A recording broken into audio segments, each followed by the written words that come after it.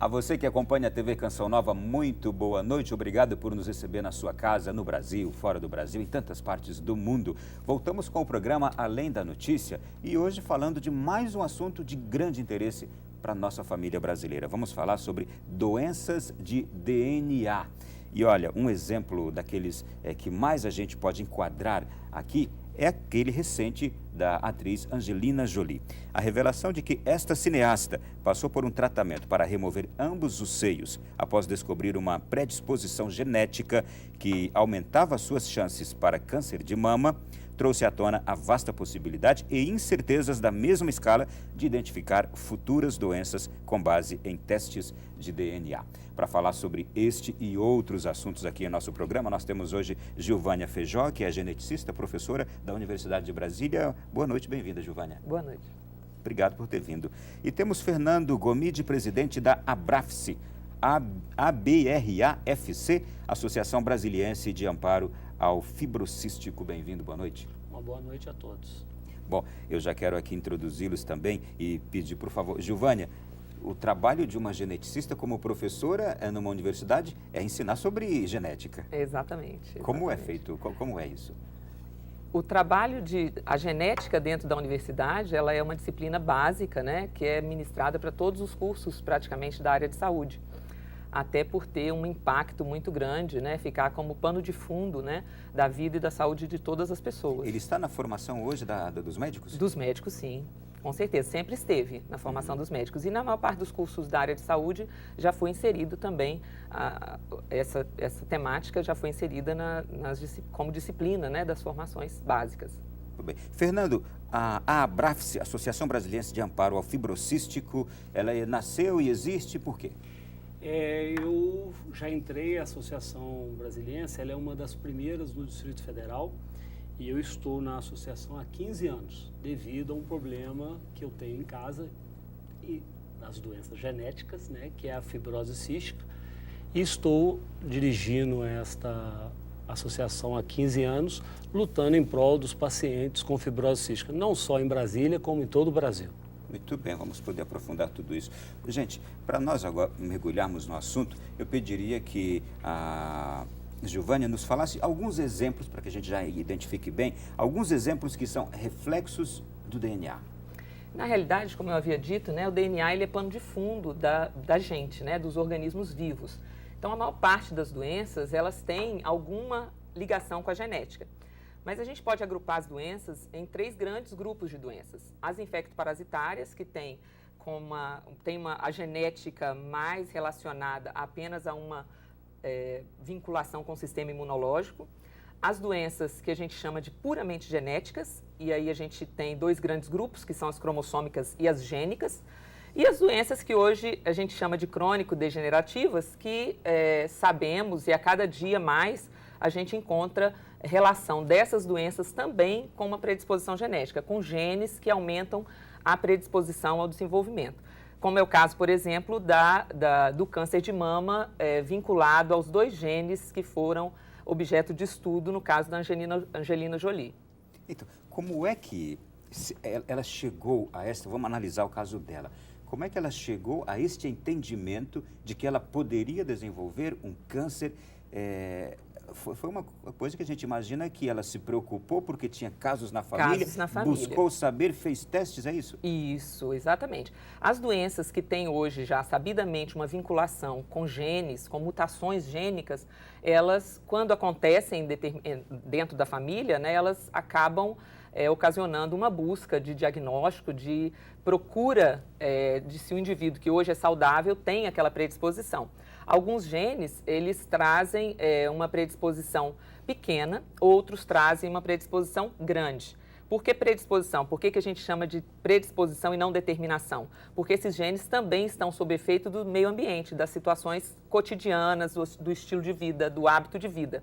Então, nessas doenças que hoje a gente coloca dentro das crônico-degenerativas, elas têm vinculação com a genética, mas elas são moduladas, o desenvolvimento delas é também modulado por fatores ambientais. Então, quando você tem um caso desse tipo, como é o caso do câncer de mama da Angelina Jolie dentro da família, é bem interessante que se busque que se pesquise, né, se o indivíduo, no caso, as mulheres, no caso, têm ou não aquele gene, aquela mutação que aconteceu dentro da família. Bom, eu fico pensando aqui agora em milhões de pessoas que nos assistindo, imaginam assim, olha, eu tive um caso de câncer na minha família, o meu pai teve, a minha mãe teve, será que eu posso ter? Fernando, isso é acessível, essa pesquisa que a Angelina Jolie fez, ela é acessível à classe carente, às nossas pessoas mais simples da sociedade? Infelizmente, nós vivemos uma realidade muito diferente no Brasil, né? E na maioria das vezes nós temos que entregar a Deus, porque não tem uma política do governo para fazer esse diagnóstico. E com isso as pessoas ficam vagando nos hospitais até ter um diagnóstico. Infelizmente nós não temos como antecipar, a não ser aqueles que têm um poder aquisitivo, que têm uma condição de fazer um diagnóstico antecipado. O que você está nos dizendo é que na rede pública não se oferece hoje esta possibilidade? Oferecem em alguns estados, mas com uma fila imensa. E hoje a doença, nós não podemos, a doença não tem paciência, a doença não pode esperar. O que eu fico pensando é o seguinte, a Angelina Jolie, ela estava super bem. Então, ela apenas imaginou que ela poderia ter, ela preocupou-se, poderia ter daqui a não sei quanto tempo, o desenvolvimento de um câncer, porque o histórico da família dela, da mãe dela, era aquele. E as consequências poderiam ter sido bem piores se ela não tivesse feito o diagnóstico precoce. E o que eu fico pensando é o seguinte, uma pessoa simples, pobre, que não tem condições de pagar essa pesquisa, ela vai chegar então numa rede pública e dizer, olha, eu estou achando que eu vou desenvolver. Não, ela não vai. Vocês vão me dar acesso a essa pesquisa? Não. Infelizmente, eles não tratam nem os que já têm, quanto mais os que estão predispostos. O diagnóstico genético hoje, dos casos, né, dos doentes, dos pacientes, ainda não é ofertado pela rede pública na maioria dos casos. Dos pacientes, para verificar a predisposição, isso é um caminho ainda muito distante no Brasil. Bem, como é que são feitas essas pesquisas genéticas? Elas são baseadas na análise das mutações já conhecidas para aquelas doenças. Então, a análise do DNA tem uma série de técnicas que são feitas em laboratório, né? Então, a gente tem os genes específicos e correlacionados com determinada doença vão ser analisados e esse indivíduo vai conseguir verificar, a partir de uma metodologia laboratorial, que ele tem uma mutação ou não tem uma mutação que lhe predispõe ou não a uma doença dessa que tem caráter genético. E é feita sempre com a amostra do sangue? Qualquer tecido do organismo é passível de ser utilizado para identificação de DNA, porque todos os tecidos do organismo têm a mesma característica genética. É mais corriqueiro fazer com sangue porque é o tecido mais acessível. Mas a gente consegue, da mesma forma que são feitos, por exemplo, exames de identificação de crimes, né, de cena de crime com o resto de cabelo, poderia ser também feito um diagnóstico genético. Só que se a gente tem o paciente, se a gente tem o indivíduo e a gente consegue ter um tecido melhor, de maior limpeza, é mais tranquilo e mais fácil se fazer com base no sangue. Mas qualquer tecido vivo do organismo, qualquer tecido, ele pode ser utilizado para o teste de DNA, de diagnóstico de doenças. Eu estou com a seguinte informação, existem cerca de 2.200 doenças genéticas? Muito mais que isso. Muito mais que isso. E quaisquer uma dessas podem ser pesquisadas e descobertas com qualquer tecido do corpo? Qualquer tecido do corpo. Aquelas que hoje sabemos que são genéticas, sim. E, inclusive, hoje no mundo, né, no caso Alemanha, Canadá, na Europa, já se trata o paciente com o DNA. Porque tem remédio que para um paciente que tem a mesma doença funciona e para aquele outro paciente aquele remédio não tem eficácia. Então hoje nós estamos vivendo já uma tecnologia até contra os próprios remédios que nós temos hoje para tratar. Porque você pode ter um remédio, esse aqui cura isso. Pode curar o João, mas pode não curar a Maria. E com isso, com o acompanhamento, conforme é feito no Canadá, na Alemanha hoje, eles já têm como tratar. Na Argentina, nós temos um acompanhamento genético hoje específico para fibrose cística, feito através do DNA. A gente poderia dizer que esta deve ser uma prioridade, eu quero falar do futuro, mas deve ser uma prioridade do futuro, sendo que já é uma necessidade do presente, isto é, para se evitar as doenças?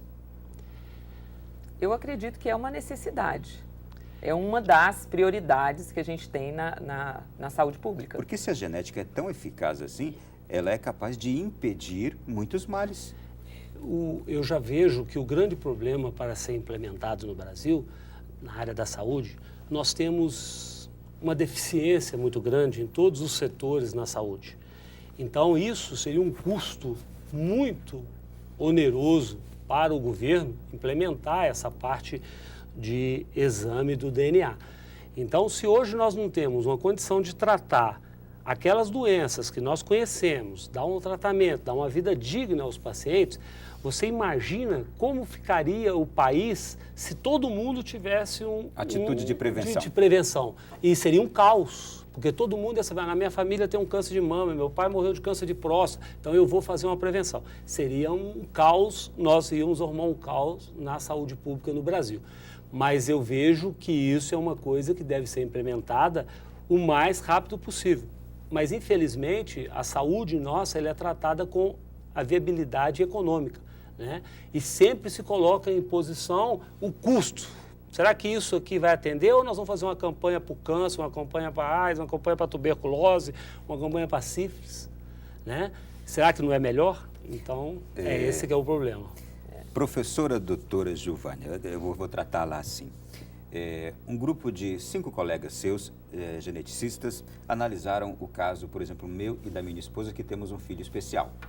E eles nos disseram o seguinte: vocês têm uma probabilidade de 25% de ter outro, se quiserem ter filhos, de ter um outro filho com o mesmo problema. Okay. E aí nós ficamos ali, meu Deus do céu, o que fazer? É assim que funciona a genética? Não necessariamente. No seu caso, provavelmente é assim que funciona. No seu caso, provavelmente você e sua esposa têm um gene com uma alteração, que é um gene recessivo, que é um gene que, para ele causar uma doença na prole, né, no filho, ele tem que ele tem que se juntar com outro gene recessivo.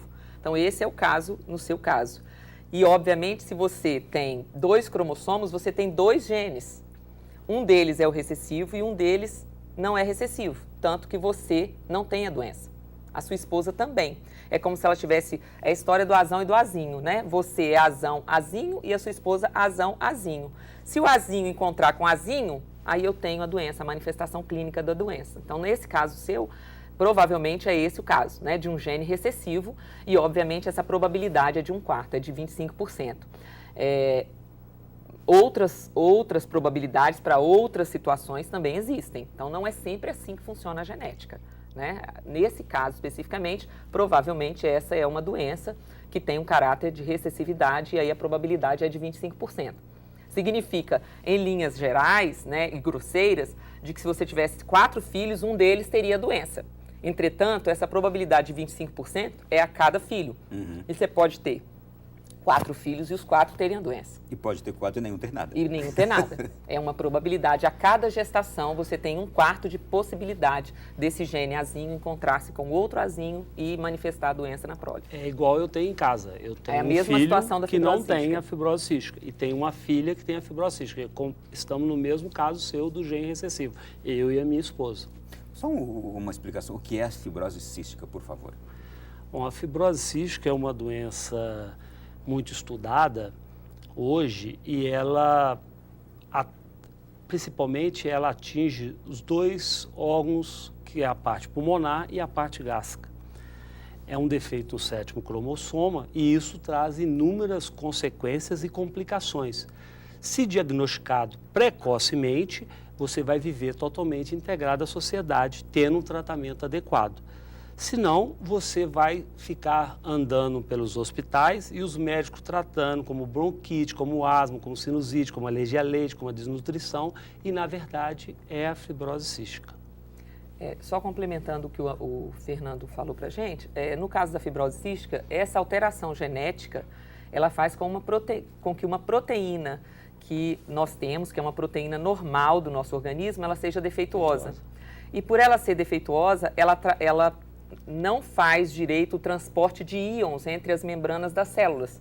E aí todas as regiões cobertas por epitélio do organismo, elas acabam ficando revestidas por uma secreção mais viscosa, mais ressecada do que a dos indivíduos normais.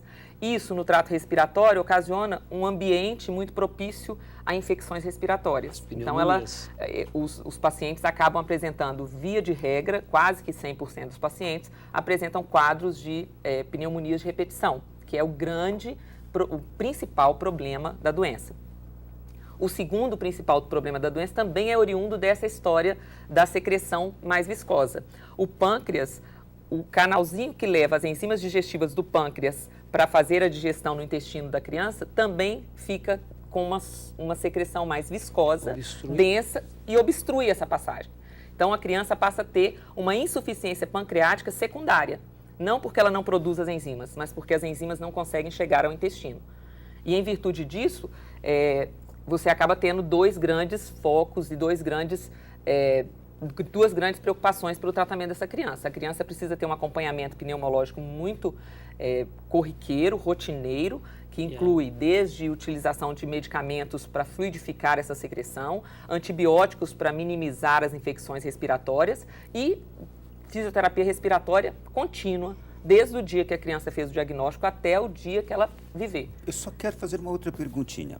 E existem casos em que o diagnóstico só é possível com pesquisa genética?